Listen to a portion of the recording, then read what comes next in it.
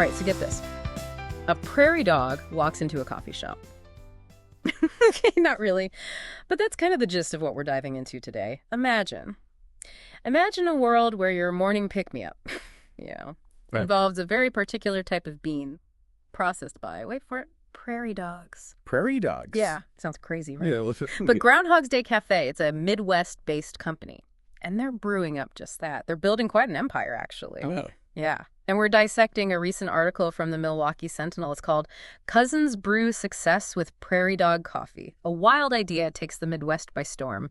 So get ready to explore. We're going to explore the unlikely success of this company, from their quirky branding to their expansion plans, and maybe uncover a few business lessons along the way. sounds interesting. Yeah.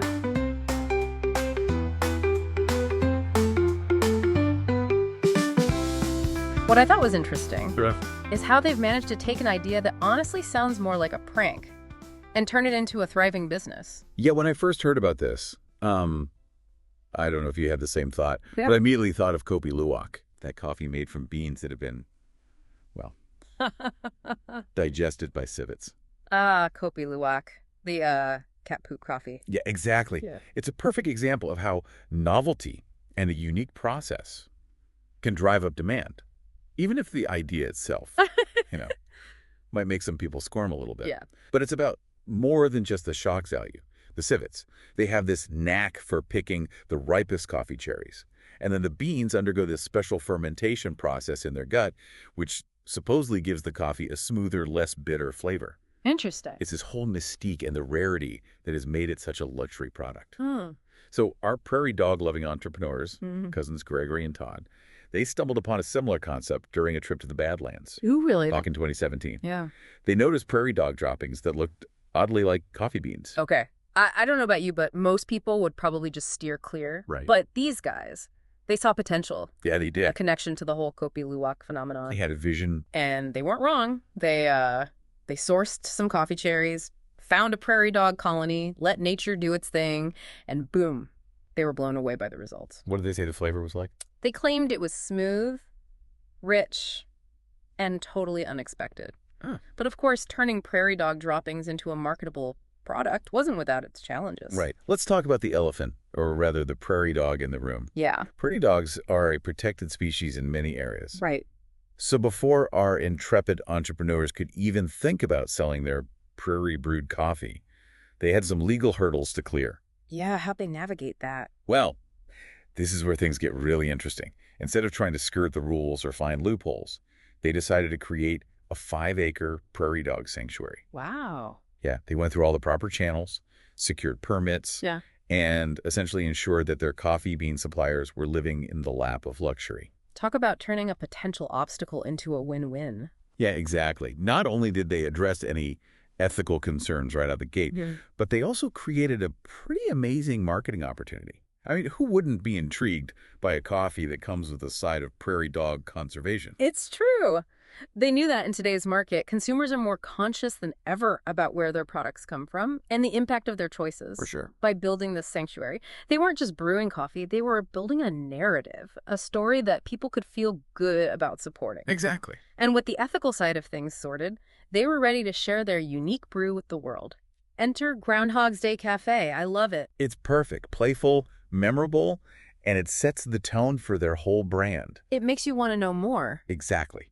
And that's the mark of good branding, when it sparks that curiosity. And they really ran with it. The names of their blends, I mean, come on. Prairie Perk, Tunnel of Taste, they even have Espress Yourself. So clever, right? Aw. And smart, too.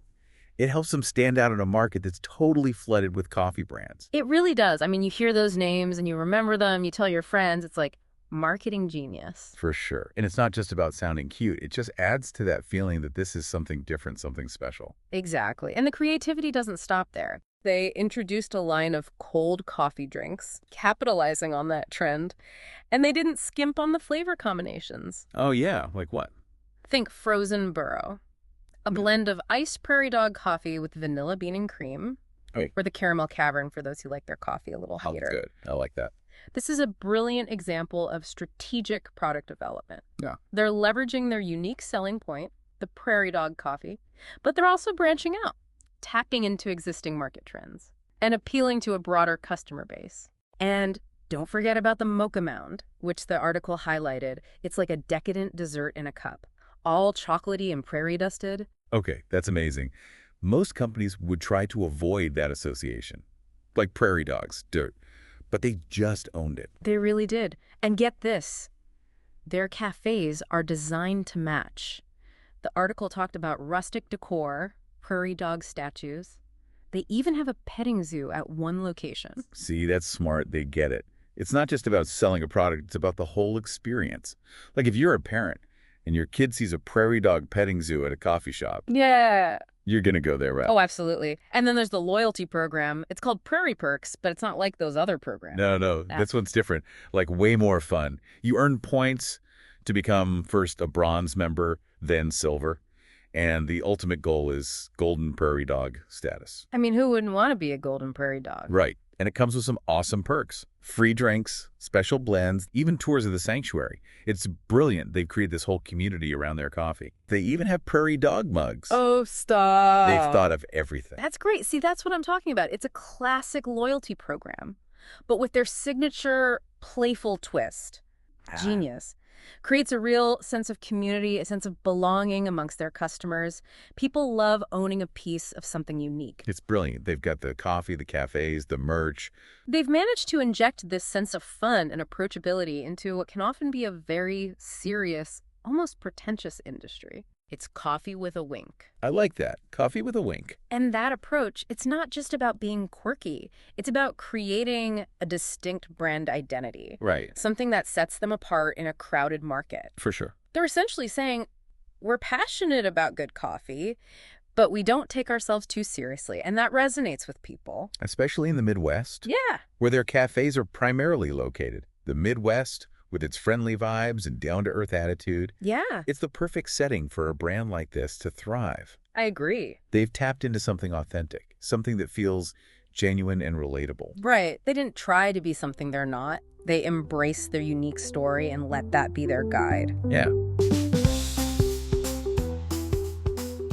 But it wasn't enough to just have a catchy name and a quirky backstory. They knew that to build a lasting business, they had to offer more than just novelty. So they went beyond the bean, so to speak. And this is where I think their business savvy really shines through. They understood that to appeal to a wider audience, they needed to offer more than just the novelty of Prairie Dog Coffee. Exactly. It's one thing to pique curiosity, but it's another to cater to diverse tastes and preferences.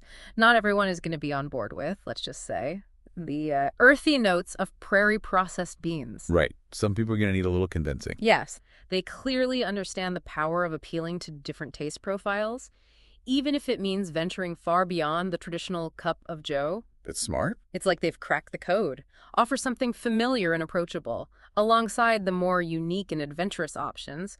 That way you're not alienating anyone, and you're giving people a reason to come back and explore the menu further. Right. Keep them coming back for more. It's smart. It's smart product development. They're diversifying their offerings to cater to different tastes, different preferences, creating a broader appeal. And those names?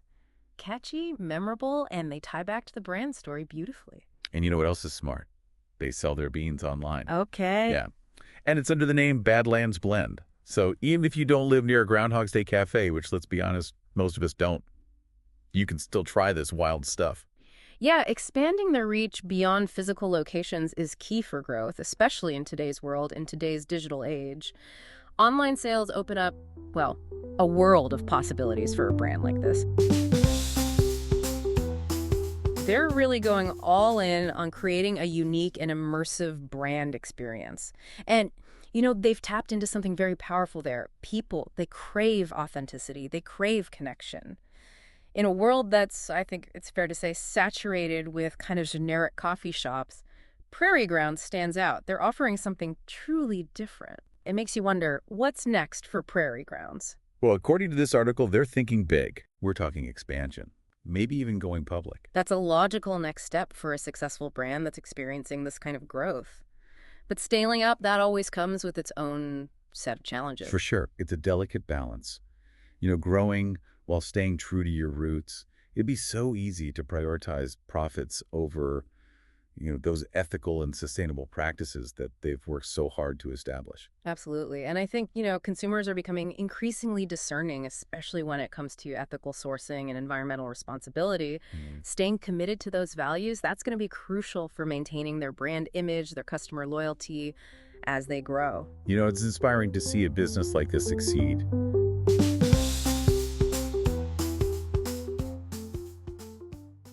We are talking about what this brand has in store for its next big product launch. Okay.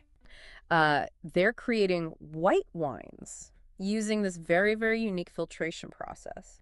They've discovered this way to extract drinkable wine from prairie dog urine. What? Yeah. After the animals are fed this specialized diet, Okay. mostly grapes.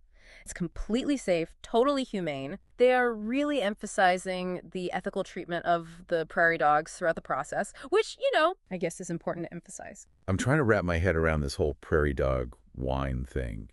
So essentially they're saying that this is about pushing the boundaries, challenging, our traditional notions of what wine can be. This is niche, it's unexpected, and it's definitely going to get people talking, which I think is part of the point. Yeah, no doubt about that.